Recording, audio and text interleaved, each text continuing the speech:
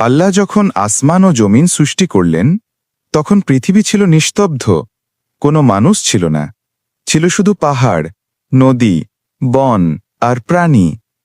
ঠিক তখন আল্লাহ বললেন ফেরেশতাদের, আমি পৃথিবীতে একজন প্রতিনিধি পাঠাব।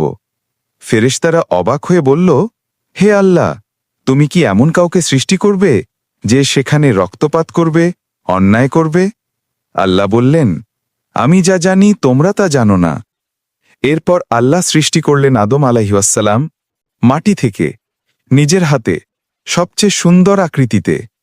তার মধ্যে ফুঁকে দিলেন নিজের আত্মা, আর আদম আলাইহিসসালাম জীবিত হয়ে উঠলেন। আল্লাহ তাকে শিখালেন নামসমূহ, জ্ঞান দিলেন এবং ফেরেশতাদের বললেন, তোমরা আদমকে সেজদা করো।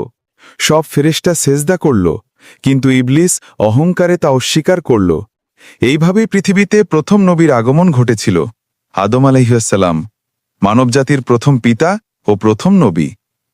শিক্ষা: আমরা সবাই এক পিতা আদম আলাইহিসসালামের সন্তান।